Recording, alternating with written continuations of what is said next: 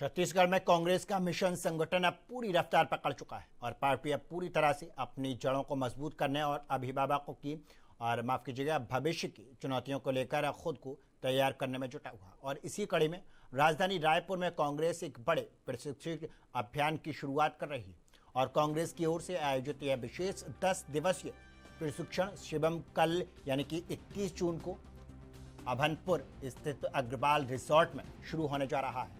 और इस कार्यक्रम का मुख्य उद्देश्य बिंदु संगठन सृजन और अभियान है और पार्टी अपने नवनियुक्त 41 जिलाध्यक्षों को एक मजबूत और आक्रामक कार्यशैली के लिए प्रशिक्षण करेगी ताकि वो जनता के बीच में अपनी पैठ और गहरी कर सके। और इस शिविर की सबसे बड़ी विशेषता लोकसभा में नेता प्रतिपक्ष राहुल गांधी की उपस्थिति है। राहुल गांधी 21 जून को रायपुर पहुंचेंगे और सीधे जिला अध्यक्षों के साथ में संवाद करेंगे और इसके साथ प्रदेश प्रभारी सचिन पायलट और तीनों प्रभारी सचिव उपस्थित रहेंगे जो संगठन की कार्यप्रणाली और सामाजिक गतिविधियों और राजनीतिक सक्रियता पर भी मंथन करेंगे। और पार्टी का साफ मानना है कि पिछले हार से सीख लेते हुए बूथ स्तर तक एक ऐसा नेटवर्क तैयार करना है जो भविष्य में कांग्रेस को फिर से सत्ता की दहलीज तक ले जा सके।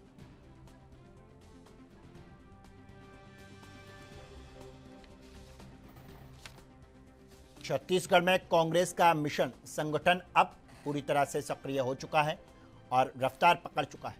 पार्टी अब पूरी तरह से अपनी जड़ों को मजबूत करने और भविष्य की चुनौतियों और चुनावी चुनौतियों के लिए खुद को तैयार करने में जुट गई है। और इसी कड़ी में राजधानी रायपुर में कांग्रेस एक बड़े प्रशिक्षण अभियान की शुरुआत कर रही है। कांग्रेस की ओर से आयोजित यह विशेष 10 दिवसीय प्रशिक्षण शिविर कल यानी कि 21 जून से अभनपुर स्थित अग्रवाल रिसोर्ट में शुरू होने जा रहा है। और इस कार्यक्रम का मुख्य बिंदु संगठन सृजन अभियान है और पार्टी अपने नवनियुक्त 41 जिलाध्यक्षों को एक मजबूत और आक्रामक कार्यशैली के लिए प्रशिक्षण करेगी ताकि वो जनता के बीच में अपनी पैठ और गहरी कर सके। और इस शिविर की सबसे विशेषता लोकसभा में नेता प्रतिपक्ष राहुल गांधी की उपस्थिति है। राहुल गांधी कल यानी कि 21 जून को रायपुर पहुंचेंगे और सीधे जिला अध्यक्षों से संवाद करेंगे। उनके साथ प्रदेश प्रभारी सचिन पायलट और तीनों प्रभारी सचिव भी उपस्थित रहेंगे जो संगठन की कार्यशैली सामाजिक गतिविधियां और राजनीतिक सक्रियता पर मंथन करेंगे। और पार्टी का साफ मानना है कि पिछली हार से सीख लेते हुए बूथ स्तर तक एक ऐसा नेटवर्क तैयार करना है जो भविष्य में कांग्रेस को फिर से सत्ता की दहलीज तक ले जा सके। तो साफ तौर पर छत्तीसगढ़ में कांग्रेस पार्टी के जो जिलाध्यक्ष नियुक्त किए गए हैं उनके साथ में राहुल गांधी कल सीधे तौर पर संवाद करेंगे और उनके साथ में सचिन पायलट भी मौजूद रहेंगे और उन्हें एक ऐसी रणनीति दी जाएगी सक्रियता की ताकि वो अच्छी तरीके से काम कर सकें ताकि आने वाले वक्त में और चुनाव में फिर से एक बार छत्तीसगढ़ में कांग्रेस की सरकार बनाई जा सके। तो इसको लेकर लगातार कांग्रेस काम कर रही है और सक्रियता साफ तौर पर दिखाई दे रही है। और इसी को देखते हुए राहुल गांधी कल यानी कि 21 जून को रायपुर जाएंगे और जिला अध्यक्षों से कांग्रेस के जिला अध्यक्षों से मुलाकात करेंगे। अब ऐसे में सवाल ये कि बीजेपी की क्या कुछ तैयारियां हैं और कौन कौन से ऐसे मुद्दे हैं जिन्हें को लेकर बीजेपी कांग्रेस को घेरने की तैयारी में है।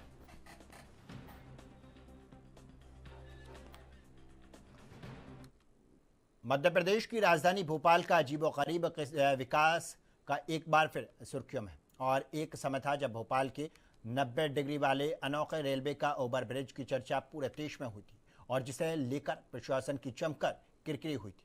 और अब एक बार फिर राजधानी का एक नया निर्माण कार्य गंभीर सवालों के घेरे में आ गया और इस बार मामला किसी बड़े फ्लाईओवर का नहीं बल्कि शहर के वार्ड नंबर 32 स्थित PNDT चौराहे का है और जहां सौंदर्यीकरण अभियान के तहत एक चमचमाता फुटपाथ तो बना दिया गया लेकिन इसके साथ ही हुआ और उसे देखकर हर कोई रहना हैरान रह गया। और स्थानीय लोगों का आरोप है कि इस फुटपाथ के किनारे इतनी ऊंची लोहे की रेलिंग ठोक दी गई है कि आम जनता का वहां तक पहुंचना ही नामुमकिन है। और सड़क के किनारे करीब 3 फुट ऊंचे लोहे के फेसिंग और पहले से मौजूद दीवार ने इस फुटपाथ को एक पिंजरे में तब्दील कर दिया है और जिस सुविधा को पैदल यात्रियों की सुरक्षा के लिए बनाया गया था, आज वही बद इंतजामी के कारण लोगों के लिए बड़ी मुसीबत और चुनौती बन चुकी है।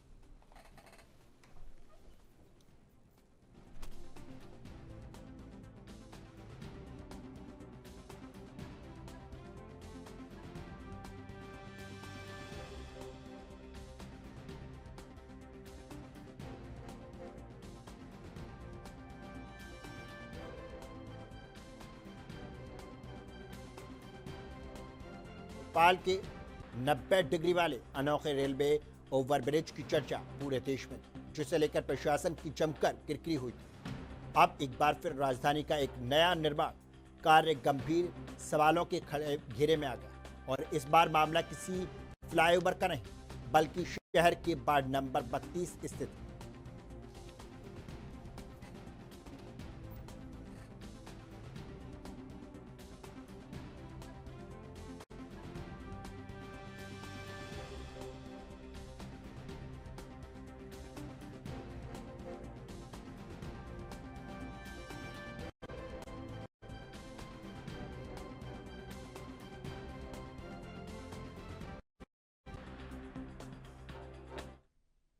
और इसी खबर पर ज्यादा जानकारी के लिए हमारे साथ हमारे संवाददाता प्रदीप ठाकुर जुड़ चुके हैं।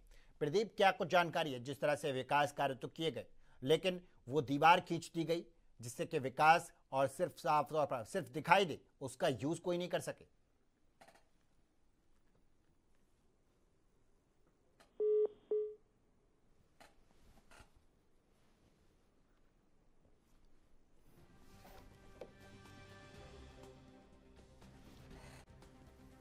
मध्य प्रदेश की राजधानी भोपाल का अजीबोगरीब विकास एक बार फिर सुर्खियों में। एक समय था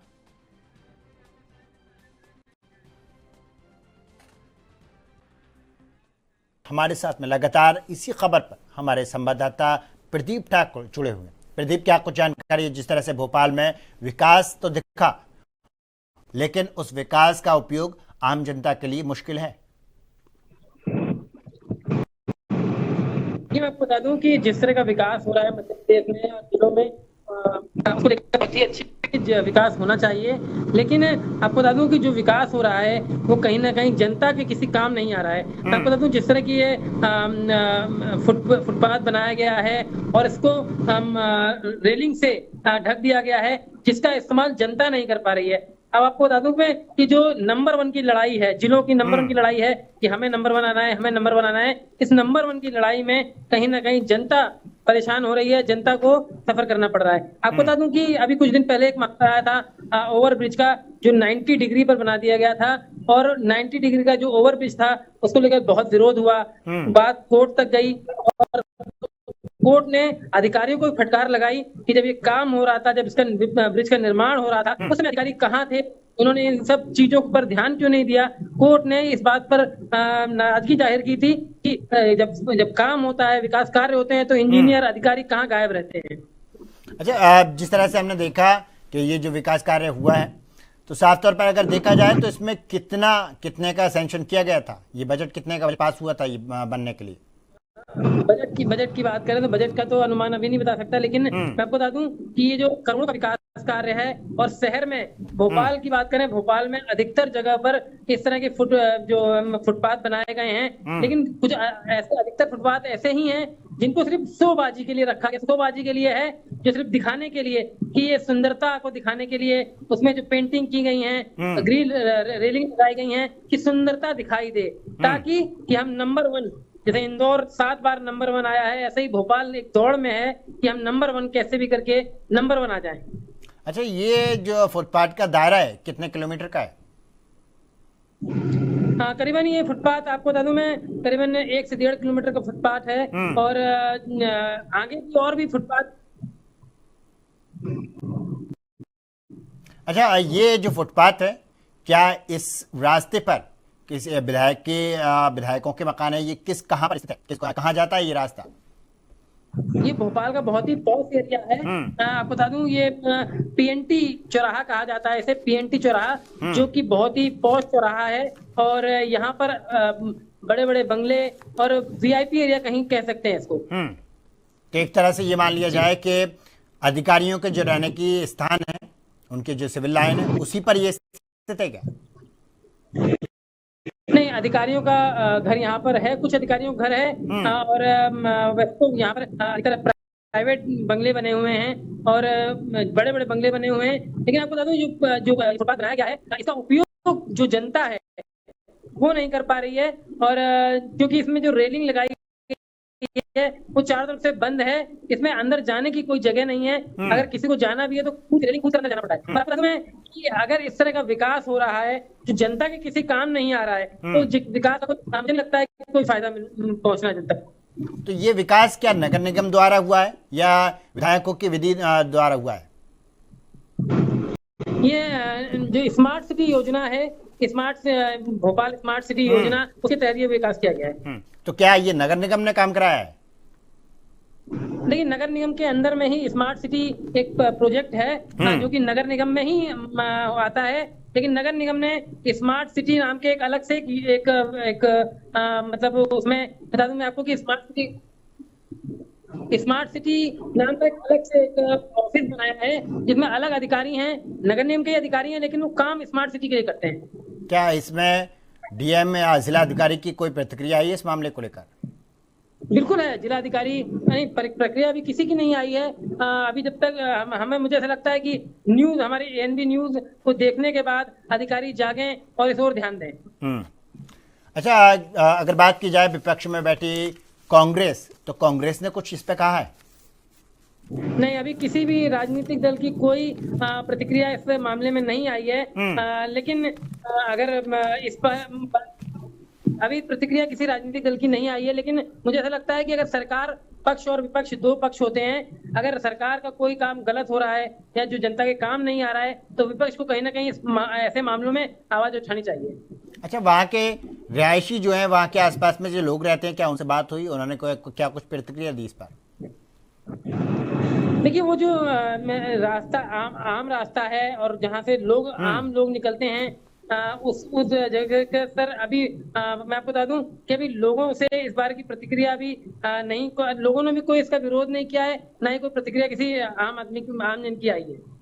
तो साफ तौर पर अभी किसी की इस पर प्रतिक्रिया नहीं आई है। और अगर इसकी बात की जाए तो ये जो आपने बताया 1 से 1.5 किलोमीटर का जो दायरा है, तो अगर पैदल चलने वाला व्यक्ति एंट्री लेगा इसके अंदर, अगर इसके अंदर चलता है तो वो किस तरह से चलेगा?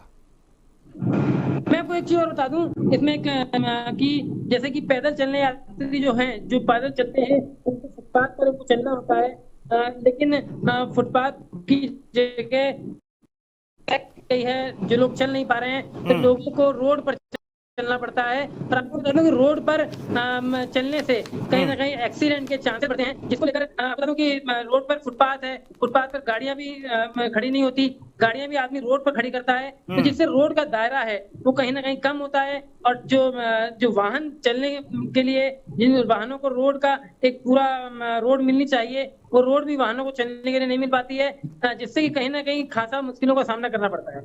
इसकी ऊंचाई कितनी है? कितने फीट का ये ऊंचा है? हाँ, मैं आपको बता दूं कि इसकी ऊंचाई करीबन 1 से 1.5 फीट के आसपास होगी, जहां तक अभी मैं इसकी 1 से 1.5 फीट के आसपास ऊंचाई होगी, क्योंकि फुटपाथ की जो औसत ऊंचाई रहती है 1-1.5 फीट की ही रहती है। नहीं, रेलिंग की कितनी ऊंचाई है इसकी?